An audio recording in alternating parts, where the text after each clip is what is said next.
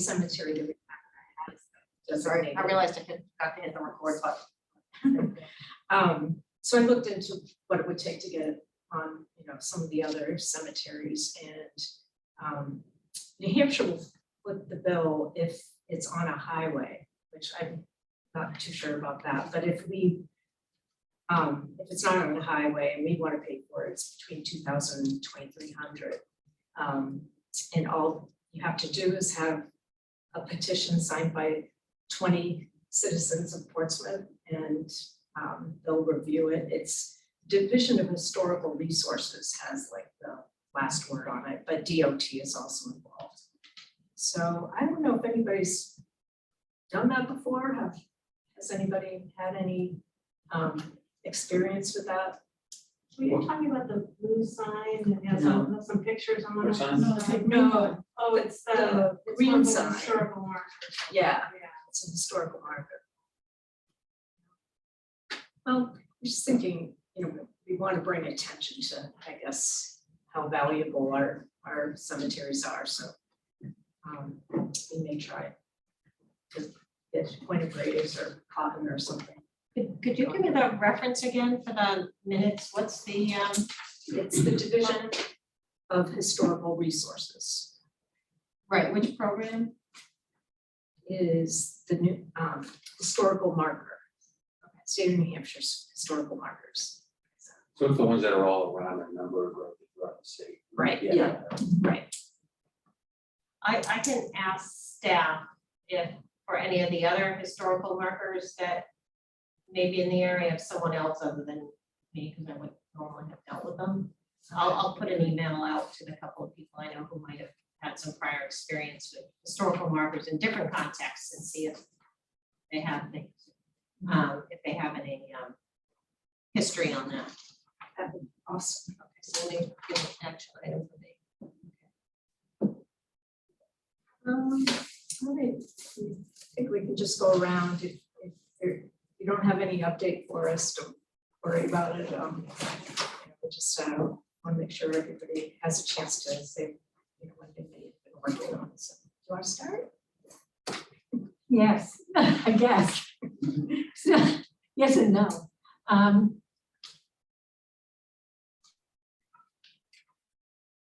I've been doing a lot of reading since I was here last month about climate change issues that affect I hope I gave you enough, that could affect the historic cemeteries. And it is a multi-layered and complicated topic. And you could write an interminable amount of information, but I tried to synthesize what I did. I started off looking at the 2013 Cemetery Committee, and the assessment report is online. It's really very interesting and very well done with a lot of pictures and a lot of information, and could actually help us and serve us like a kind of template. They did a needs assessment. They made a list of what they want to do. They got a budget, and they established a trust fund. And I had a hard time trying to follow what happened to the trust fund, but there might be some money somewhere. It's just very fuzzy is the word Dee used when I was telling her about it, and that's a good description. It was very hard to tell. They did give a report to the City Council in 2015, but what was significant is that no environmental factors were mentioned at all during this period. So I thought that was important. So then I read in its entirety the report by the New Hampshire Coastal Risks and Hazard Commission. And that was also extremely extensive. They looked at three things: storm surge, sea level rise, and extreme precipitation events. And again, I could have included charts and graphs and all kinds of stuff. I didn't want to burden us with that, except nothing in it is really surprising. And rather than go through this whole thing, I will point out that two of our cemeteries are mentioned. North Cemetery and this, for lack of a better term, the Strawberry Bank area. They compartmentalized their assessment from 2016 to 2050 and then 2051 to 2100. And I can say that the Strawberry Bank area, which would include Point of Graves, is extremely vulnerable. North Cemetery, a little less so. They have that more toward the year 2100. But again, it's assessment. One of the things that they wrote about quite a bit is natural barriers like eelgrass and things like that, that just don't exist anymore. And of course, when they wrote the report in 2016, when you think about North Cemetery, for example, there's no barriers, its erosion is waiting to happen. And you can look, I brought my binoculars and you can look over toward the parking garage and you can see that there was eelgrass there. But since they wrote the report, there's all kinds of development projects being proposed. And that is going to really destroy the natural barrier, any natural barrier that's left. In terms of South Cemetery and all of those between South and Sagamore, the land slopes down completely to the water. There's, again, very little natural barrier. There is an island in there that might prevent some things, especially during a storm surge, but there's just nothing there at all to prevent the cemetery from being, especially again after 2050, which seems like a long way away, but it really isn't. So what we do is really predicated on a lot of this kind of information, and how can we get to this bang for our buck and make a lasting effect? So all of those things are going to be considered. I also want to say that I spent a ridiculously inordinate amount of time trying to talk to Natalie DiGirolamo, who is the Coastal Resource Officer for New Hampshire Department of Environmental Services. And I guess it might have been the holiday. She and I played telephone tag relentlessly. And we've set up a time to talk next week, but I will go through with that because she may have some valuable things to say. So read that at your leisure and be mindful that I could have written a 25-page term paper, but I did not do that. That's excellent. I just have a question. I'm wondering, maybe since you're, working on all this, all the new development they're proposing Yes. along there, if you could check into finding out if, because we have water lines, restrictions, and shoreline restrictions and stuff like that. If anything is being mentioned in those proposals, Okay. that might be a good thing, because they may be the ones that can foot the bill or something like that, as opposed to sitting. Would you like some additional information? Oh, yeah, do you already, I know you know a lot of things, but I didn't. So any development that occurs along the shoreline, there is a substantial permitting process that has to take place, not only at the local level, but with DES. So what we're finding, for example, oh, Councilor Kennedy's trying to get in. Okay, there we go. What we're finding is it is possible sometimes to work with the developers because they have some requirements, particularly with the state permits. Just depends on where their construction is and what's being impacted. So for example, living shorelines are something that are being sometimes folded into projects. So restoration of the shoreline. So there's one of the projects that I think is going forward, because some of them are in litigation. Once they're in litigation, who knows? But there's one towards the, I know I'm gonna get the address wrong, but I know we've been working, it's down past like the 3S art space, so it's on that end. There's a combination of projects because the city has like an outfall there. And so there's a combination of funds that are going in to improve that outfall and to improve the area there. So there are opportunities. I think if you want to talk about the shoreland, I think what we should really do is invite Peter Britz, who's our environmental planner, who's been involved in all the resiliency planning. And let's just plan to bring him in next year. And he can easily, I think, walk you through almost project by project along the shoreland, particularly in the areas of the North Mill Pond, you know, and the North Cemetery. In addition, we may want to bring Peter Rice back to that same piece because he's working with Prescott Park on the seawall plans. And remember, there's a big master plan down there, part of which includes seawall work and the later years.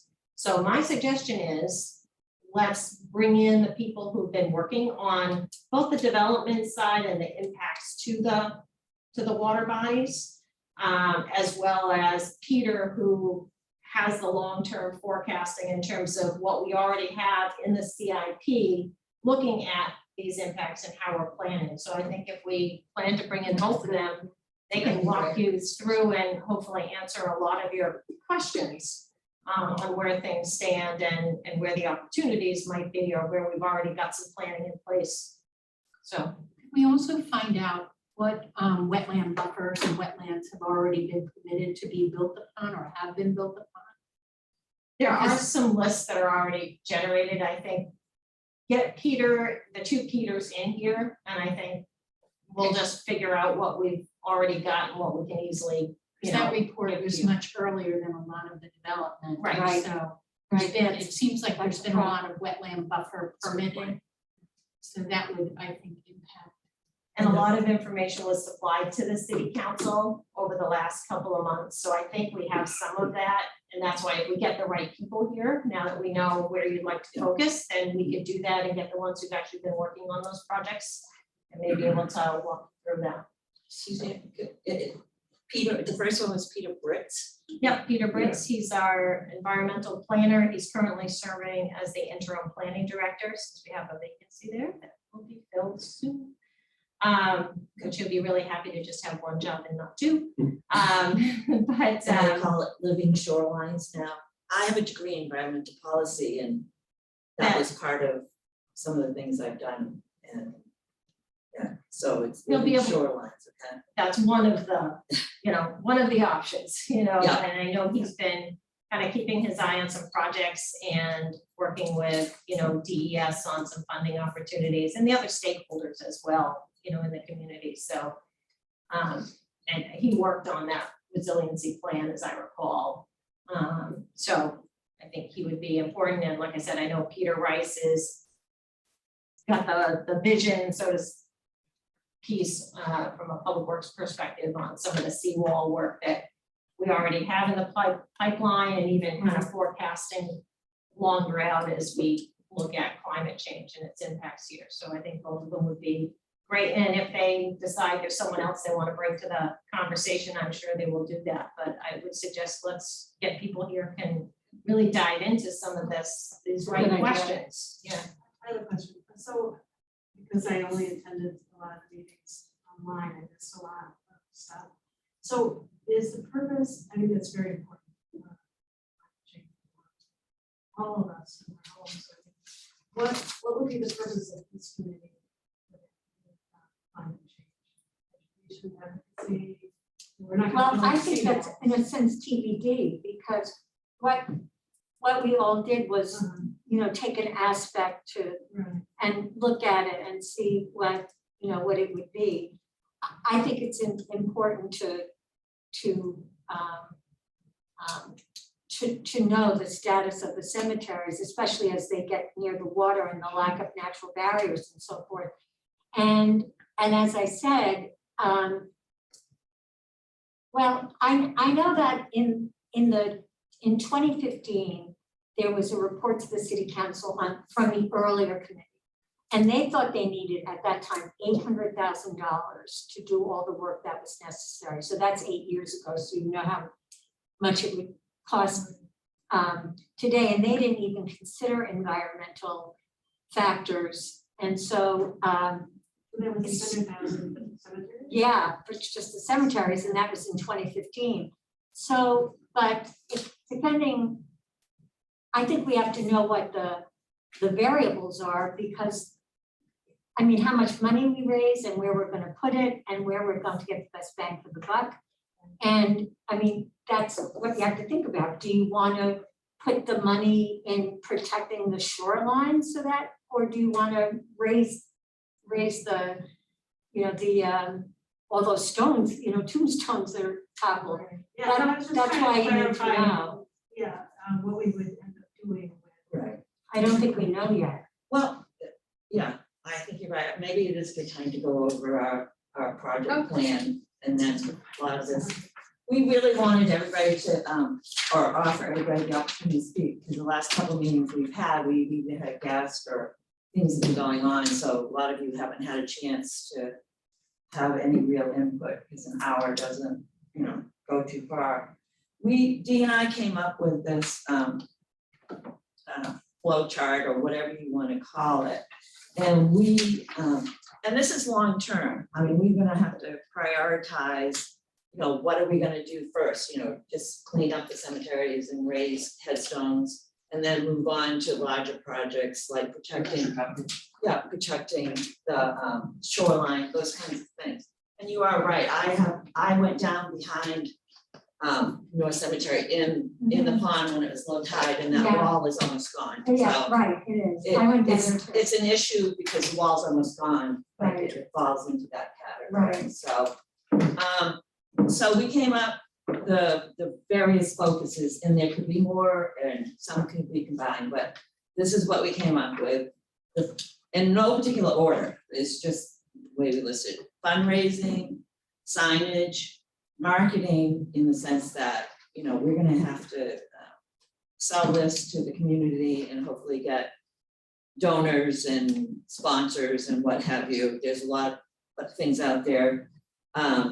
Networking, joining, there are a lot of associations. I've been looking into some of them. And I'll bring that information about, are any of them really worth joining? There is a pretty good one in the state of New Hampshire, but they don't meet that often. But anyway, next one is documenting the graveyards, not just, to document them, to make sure we know who is in there. A lot of the work's already been done by Louise Tallman and Mr. Locke and things like that, but to work on it, because if you do the history, people have taken on the task back in the big turn of the century, and groups of people come along and just keep adding to the process so that we have a really good picture. And in this day and age, everything, is online type thing. So again, that sort of falls into marketing as well, to get tourists here, but also, for historians, genealogists, just, anybody that wants to look up information. So even a lot of small towns across the country have websites devoted just to their cemeteries. Iron fence repair, again, that will probably be down the line, but it makes a really big difference. If you just search different cemeteries that have had restoration, it's like putting on a pair of diamond earrings, sort of type of thing, an accessory. Lawn maintenance, best practice. Dee and I have walked the cemeteries a couple times, and a lot of the damage done to these headstones is because of how they've been, from weed whackers, lawn mowers, a lot of things. So, I mean, and that's gonna be a sensitive area. Well, I shouldn't say sensitive, but I mean, it takes a lot more time to mow, to preserve your headstones than it, well, Michael knows this, to preserve your headstones than just going in and cleaning out the grass. Again, that would be further down the line, after everything's repaired. Monument repair is a different category. The same person or people that would come in and straighten or put your headstones back together, it's not necessarily the same person that would do the really tall monuments. It could be, but not necessarily. And under the monuments, we should put tombs too. Tombs is a whole different horse too. Yeah, we had that under hardscape. Do we have it in, oh, vaults, tombs, oh, sorry. And then the hardscape, it would be the vaults and the tombs and any of the walls that still needed repair, which may be on Pleasant Street. That wall in time, I mean, it's sturdy now, but it doesn't have to be replaced at this point in time. So, and to just add to Eva's, we took this, we did this without looking at the memorandum from 2015 that last committee did. And all the recommendations on this last, that was made back in 2015, we hit without even looking at it. So it's sort of, like you said, we don't have to reinvent Right. an assessment because it's, a lot of this is just logical or, you know, looking at it head on. So we're on the same, we're sort of picking up from where this last group left off. And if we can get a permanent committee, then we can definitely make a long comprehensive plan that we get the cemeteries in good looking shape and then start working on other items and develop a plan that it becomes like, they just have to go in and spray headstones, or if it's damaged, they just have to fix one damaged thing at a time, so. This is great. It's really helpful to see it played out like this. Yeah. I would just say that. Where would you put climate change? I think, well, we could make it part of lawn maintenance and best practices, like, I don't know if we're gonna be planting eelgrass, you know, or a barrier or something, but, or we could make it a separate section. I was gonna say, Best practices is a bit overarching. So oddly enough, in what they're doing at Prescott Park, planting grasses along the wall is actually part of the plan. So, which is interesting. I have a, oh, I'm sorry, do you want to go ahead? I was just gonna say, generally, when you're talking about doing something new, you know, that isn't already there, it doesn't fall under maintenance and best practices, it's more like a capital investment. So whether it's a seawall or other, like planting new eelgrass or doing other kinds of pieces along the shoreline, we would generally see that as kind of project related. So I would say either add another column in here or kind of, you know, it kind of falls a bit under hardscape, but it does feel a little bit different. So I actually think I like the fact that you call it out, because I think that's a real issue for some of these cemeteries that you guys, you know, that is gonna have to be wrestled with as a community of how do we protect that infrastructure. So I actually think it makes more sense to just call it out as a separate one Yeah. and not call it maintenance. Because it may also relate to zoning variances that may need to be tamped down and a little bit more restricted than they've been since this report was done. So there's been a lot of building on wetland buffers and being really close in a lot of areas. And whether or not that affects cemeteries would be something, but if it does affect cemeteries, then it probably should be something that may need to be separate than what you're doing to repair it as far as preventing any additional construction on wetland buffers and wetlands. so do we have to vote to, we don't have to vote to add anything to this, No, right? I just So thought it was a really nice, I agree, I think this was a nice way to categorize the. and I Or think, environmental yeah. section. So that's what, we didn't want people to think like, oh my gosh, this is so huge, we're never gonna get it done.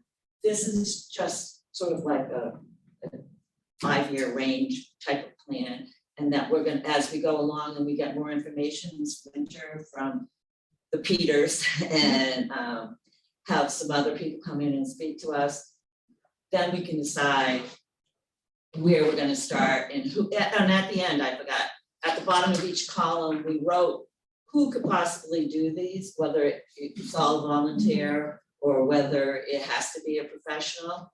And again, it's no commitment to either one. a lot of people don't want to use volunteers, but every single article, if you go on, whether it's the national cemeteries or other places, everyone uses, as they quote, well-trained volunteers. And we're not talking about big projects, we're talking about the cleaning and those kinds of things. So that, again, down the line, when we get to deciding what cemeteries we're gonna work on, what we're gonna do, whether we need to train volunteers, and we can have someone come in and talk to us about training and what's the best use of volunteers. Because I know Barry Heckler will be at the top of the list to come and help us with whatever we want to do, so. And the other thing too, the cost, answering your question, there is roughly $80,000. Is that in the trust fund? Is it a trust fund? No, that's, trust fund is $5,000. Yeah, the trust fund does not have much in it. It's $5,000. And then but there is money left over from prior appropriations for cemetery related work. I think that was about the 75 and then 5. Yep. We talked about it, to put out discussion. We never anticipated that it's nice that the $40,000 is there because it was designated to restoration from the 2013 assessment after that. That's great that we have that, but it's gonna have to be an ongoing marketing, fundraising type thing, but we don't even expect the city in the long term is gonna pay for everything going forward. And we're hoping we're just gonna lay the foundation for this committee, and that going forward, it will be a plan that other people behind us can follow. And that we've made it easy, and by getting corporate sponsors in the tourism and all that kind of thing. So I just want everybody to think that we're just blindly going on our way, that there's gonna be a lot of fundraising and that type of thing, so. I have a question too, if you don't mind. So one of the things that I read was the mission statement of the committee that's doing the 400th anniversary of Portsmouth. And they talk about focusing on the preservation of our historical landmarks and blah, blah, blah, blah, blah. So you were talking about, our committee almost being in perpetuity. And not that they should take on the cemeteries or something like that, but I wonder, do you know anyone on the committee, and can we let them know what we're doing, and maybe they would help us create a legacy project of some kind? It's yours. I'm so glad you brought it up, because in our notes back some time, that was one of the things that we should contact. Jackie Kelly Pitts is part of that group. Jackie, Kelly Pitts, she's. okay, Yeah. I've seen her name around. I can send you the way to communicate with. Oh, that would Valerie be Rochelle. wonderful. Yeah. Thank you so She's- much. Next time I'll keep my mouth shut. But I've got your email, so I can send you the Thank you. contact and you can Okay. coordinate with her. Wonderful, thank you. Okay, Yeah, and it has gotten overlooked, and I'm so glad you brought that up, because it would be nice for us to, join them in some sort and put an emphasis on what the community is gonna do or is doing with. I don't so- think they don't want, I wouldn't think they want to send an emissary to us, but I would like, if they would support us and Right. be vocal about what we're trying to do when they talk about their So focus. If you don't mind talking to them and seeing how I'll we talk might to Jackie, sure, dovetail with them Sure. and that sort of thing. Okay. That's great. Hey, Sue, can I just give an update before it gets late, because Yeah. I had a lot of information as it related to fundraising, foundations, grants. Oh, great, fantastic. Because I think money and funding is going to be key to Mhm. drive probably a lot of these things, right? Moving forward down the pipe. So you, Susan, thanks for, in October, Susan sent me some information that you had along with the city that came from Senator Hassan's office. Yep. I think it was October 12th. Yep. As to the new contact or a contact at the New Hampshire DHR. So I was finally able to catch up with the director, Ben Wilson. We had a nice conversation, gave me some background, about the organization. So it's interesting when we talk about this committee and the structure of it going forward with the political changes and appointees and all that stuff. He's like, you're probably like the fourth person in the files that have contacted us about this, the same type of thing, and nothing's ever progressed. Yeah. And that's probably because of people who fall off the committees, and they've been disbanded, what have you. So a lot of good news in this is that there's funds available that I think we can tap into pretty easily, but it requires a steady focus, follow through, and ownership. So, so I took a lot of information down, but I'd be very key. Sorry, I was late because I was coming back from the airport, but I missed the beginning about the nature of the committee going forward, because this is going to be disbanded. You don't want to jump into something and all of a sudden it's like, don't bother with that. It's the fifth time this has happened. So be curious to know about, like, is this committee going to move forward? And I'm willing to dive into what needs to be done. Well, all the current counselors agree, and if they voted in, I would find it, even though I don't know Yeah, any of the new counselors that are coming in, not that I have to. I don't see someone, My perception Yeah. is that they're going to do the second reading and the third reading at the same time the next meeting. There isn't anybody that says, I don't want this. no one's saying it's not worthwhile. Yeah. So can I think speak, there's general excuse me, excuse me, Oh, I Esther. I've been listening to all of you and I apologize. I have my own budget meeting tonight at work, so I apologize I can't be there with you. But on Monday night, there'll be a public hearing on making this committee permanent.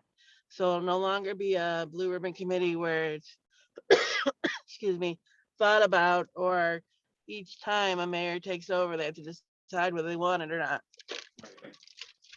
So if people want to speak, that would be great for Monday night. Sorry, I got a tickle right when I started talking. And then we are hoping, Suzanne's totally right. We are hoping to have first or second and third reading on Monday night and final vote. Now, Mayor-elect McEachran has said that we would just move the same people to that committee. So, so that's the way it looks. So to answer for the moving forward on grants, for the first time, we'll have an official committee that is in our rules, in our laws, and is very stable. So I think that's a great time to move forward on raising funds through state and federal agencies. Yeah, thanks, Esther. That would be great, because some of the information I got back was, this has come up, we're familiar with it, like a file of people who called. So anyway, that's good. So after talking with him about that and some of the history, he put me in contact with the state archaeologist and restoration program specialist in the state, Marika Labash. Oh, that's good. It's a woman, Marika Labash, and I talked to her yesterday, so we go back and forth. So the good news is, based upon our mission, our scope, and it's probably the only one that falls into the grant approval status for a project, would be the North Cemetery. That's the biggest one, and I think probably the most important of what needs to be done. It's my opinion. But anyway, Sorry. the North Cemetery, she feels would qualify for 2 grants. First is, anyone familiar with the LCHIP, Yes. Yes. New Hampshire Land and Community Heritage Investment Program? So that's matching grants, and one of the things we'd be interested in is if we had $80,000, if that money was donated or raised in the past, that could qualify for a matching grant. So if it's $80,000 or $90,000. It's the 5,000 is in the trust, so I would assume that was, but we can. Well, we can split that up, but that money would be subject to a matching grant. LCHIP is all matching. And it's uncapped, which is depending on what the budget is.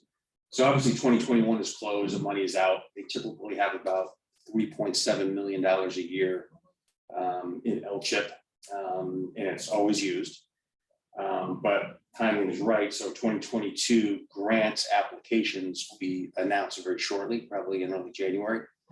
And then we would have to, as a committee, put forth an application, a project plan, with the mission, proving that, one, this is backed by the city, it's a publicly owned piece of land, and it's historically significant. So we're on the historic register, National Register.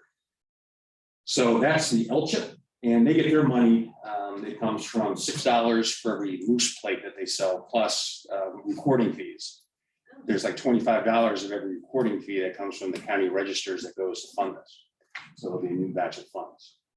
So that's the LCHIP. The second one, and she said, can't guarantee everything, but it sounds like, well, it's stamped. It's only 10,000, it's capped at $10,000, but it would be relatively easier to attain. And that's a moose plate grant. And those are grants up to $10,000. They're awarded directly through the New Hampshire Division of Historical Resources, and Marika basically oversees that. And there's really only two things that qualify. It has to be historic property or land that's owned by a town, city, or nonprofit. And North Cemetery qualifies. It's probably the only one that qualifies based upon that, unless Point of Graves is on the New Hampshire State Registry of Historic Places. It's not on the National Registry, as we looked. But if it's on the New Hampshire State Register, then Point of Graves might qualify for 10,000 separately, because they'd be treated as separate projects. What I'm saying. Those grants and applications will come up in February. That one would require a city sponsor, and then someone on the committee who is leading it to present to the director and their team to get approval. But both of those look very, very viable and look like we could tap into those pretty soon. So that's why I kind of asked the question. We've never gotten to that next step in the past because it hasn't been a permanent committee, and it's always just died there. Yeah, and the city is familiar, we've used both Moose Plate, Plate one, and we've used LCHIP before. So let me so you know how to go through see, the process. some people do, I don't, but I know others have, I just I don't. think, Eva, are you a grant writer? I have been known to write grants. You gotta agree with that. So I'm a salesman, so I can sell. I'll take back the And present. historical. it may Yeah. be that it would be useful to sort of caucus the couple of you who are most kind of want to be point on that one piece. Yeah. And I'll see if I can figure out who from city staff, like I said, because of turnover, I'm not sure who might be, doing this, but at least we could give some resources. So part of the There's a legwork permanent is done, committee, I'm you more than guys. happy, more than happy to continue to take the lead on it and, roll Right. my sleeves and really dive into it. Yeah, and like I did before you arrived, I think, Somebody else. what we is- talked about was just, when this becomes a permanent committee under the ordinance, and I agree with Councilor Kennedy, I'm expecting all of this to go forward. I think there's general support for a permanent committee. Just if you go online to the city clerk's webpage, you'll see an application form to serve on a committee. So just go ahead, click on that application form, fill it in for the Do new. it now? No, but when it passes, which I anticipate, but you should feel free to come and speak at the public hearing. But then after that's in place, just go ahead and fill out that form so that we can get you applied for that committee, and And that's Keep going. Monday, the 10th, next week? that is the sixth, Or the is the 6th. city council meeting. Thanks, Chris. Oh, can I, in your research, did you have a chance to look up about getting all the cemeteries on the New Hampshire register? Yeah, so that's a process can be done. Require, I don't know if we have a resident historian, but there'll have to be some type of, presentation on each as to why it's, what's significant about it. And then that gets submitted to the New Hampshire Department of Historical Resources. And you have to submit each one as a process. And that's all online? It is the directions for contacting people online, but the process, I haven't really gone too far, other than like just looking at these grants and as it relates to like the North Cemetery is like ready to go. Like Right. you can do it today. Right. With the North Cemetery. I think it's already on. Yeah, Sherry, would you be interested in working on something like that? Sure. Are you sure? You don't have to, if there's somebody else, but, because I think that's important. I found 2 federal grants that the deadlines were too quick. Mhm. But they have to, it doesn't have to be the National Register, it has to be, either a state registry. The New Hampshire one works, yeah. Right, it can It's be easier. on New Hampshire registry or the national, so if we can get all, well, we don't need to worry about, it's just north and not Cotton. Just north, I mean, not Union. Union, Yeah, correct. You know, strange. where those trees are and where the property line is, that's where it ends. So it's just North Cemetery. Right. So So, Sure. it'd be really valuable to see how we go about it and try to do it, because it opens a lot of doors.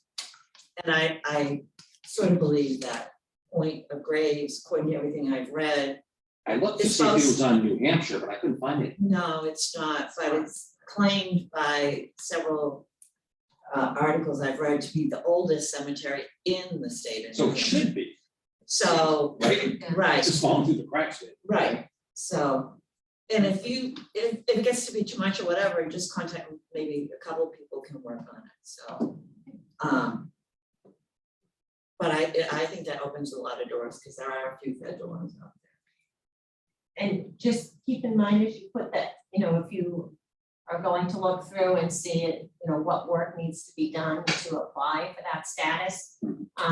You are free to loop me back in, because you will undoubtedly at some point, because it's city property, need a city signature on any applications.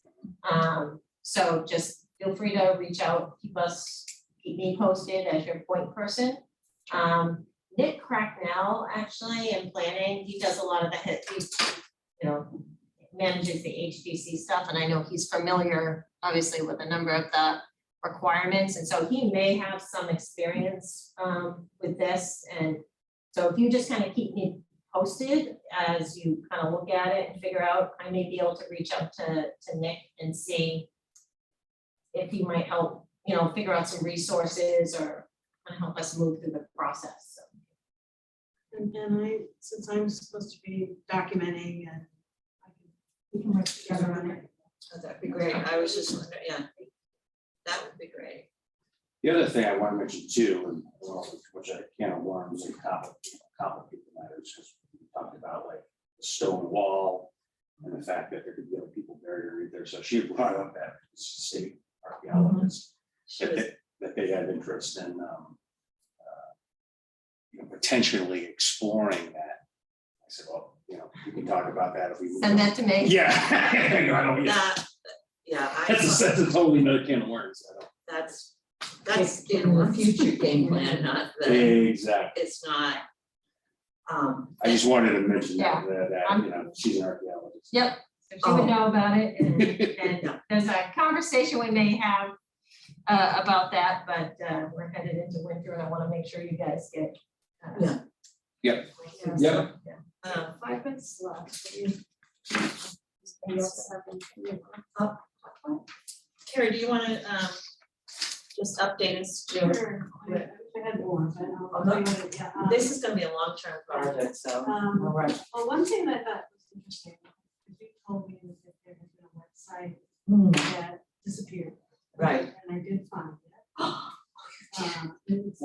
It was from the Mayor's Blue Ribbon Cemetery Committee from, 2008, I don't know when. Yeah, it started 2013.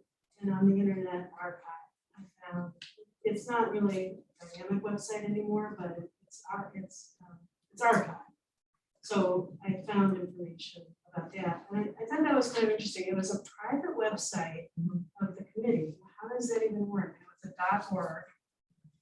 Well, what's funny, and I'll go quickly, is the gentleman that we walked the cemeteries with yesterday. Yeah.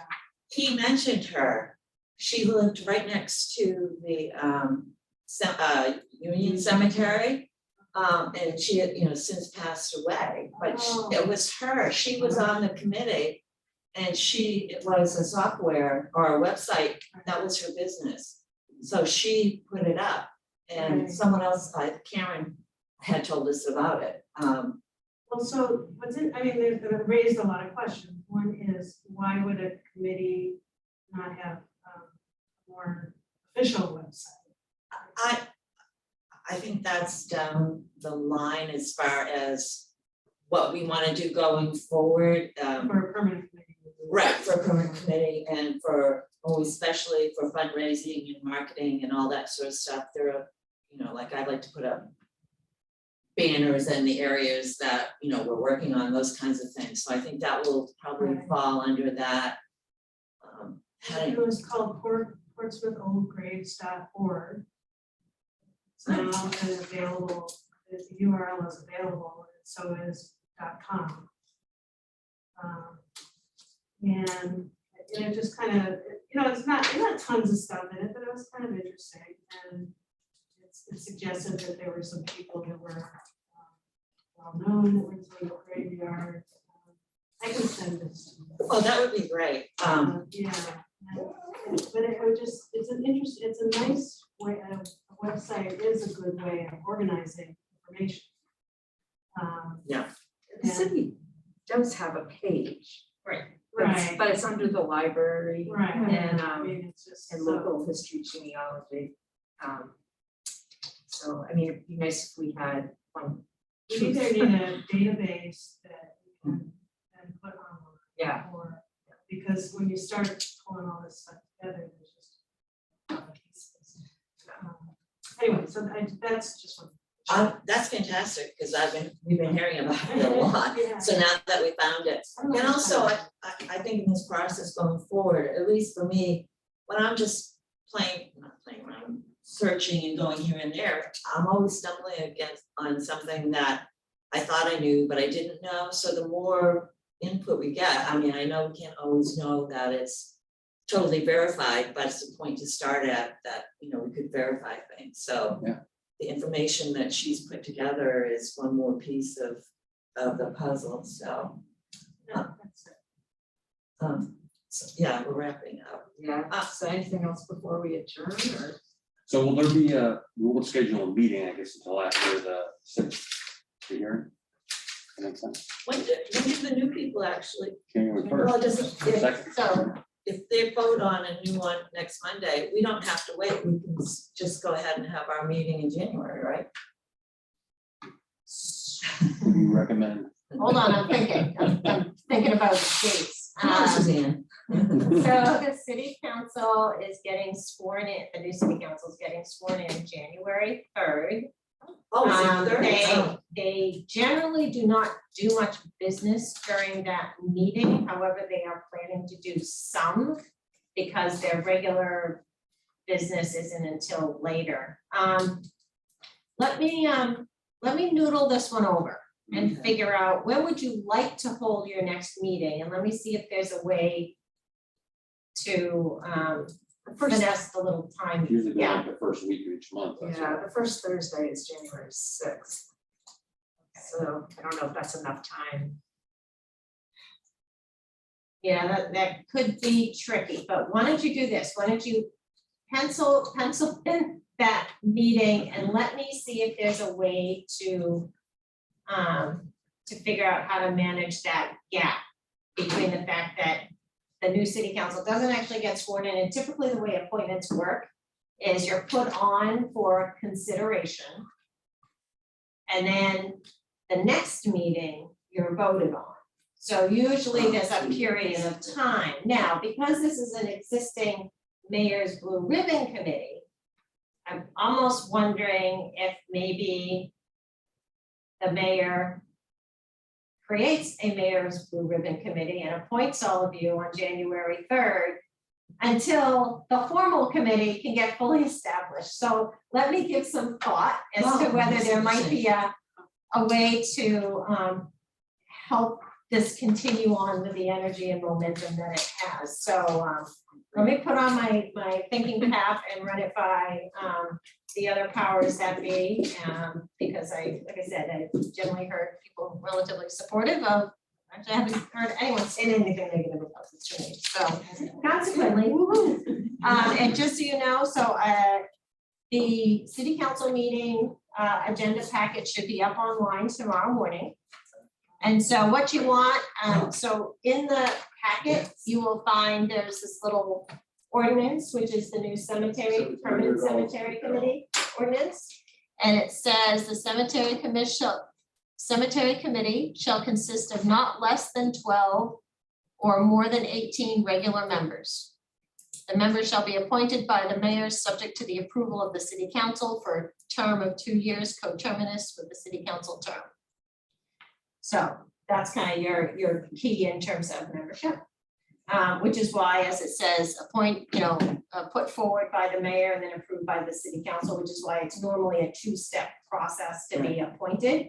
But let me see if I can reach out and, like I said, see if I can find a way to help you guys keep this momentum going and knowing that you would want to meet on January 6th. So let me see what I can do. So since we had 9 people here and you need 12 as a minimum, does that include any city staff, like from DPW or the library, parts of the city that have jurisdiction over some of the aspects of information or maintenance?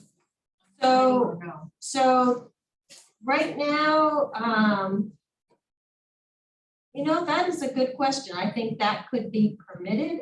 It may also be that the new mayor would suggest he could just put on 2 city councilors, to fill out the membership. And I think you had close to 30, you had 12 or 13 of you under the last, I know Cynthia, I think, sent the 2 co-chairs, the latest list of members. Yeah, there's 1, 2, 3, 4, 5, 6, 7, 14.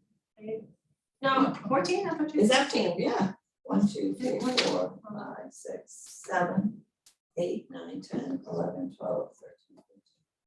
But someone dropped out and I thought it came in. Including Esther. I have if we include Esther, who's sitting as a city council rep. So. Yeah, so you'll be okay. I'm sure we can make it. Quick, Michael was kind enough to point out, I had a typo in your little packet that passed out. The D2, I guess I was hopeful, it was only $178 for 55 gallons, it's $1,787 for a 55-gallon barrel of D2. And this is what I would have spoken about, it's just more information for everybody to digest and put away, for future when we start making decisions about what's what, so. Thank you, Michael. for May I passing. copy back? Yes, you may, thank you. If you have an extra copy, I'll take it. Yeah. Oh, okay. I'll pass those out. So motion to adjourn? Anyone? I'll move. Second. Thank you all. Thank you, Greg. Thank you.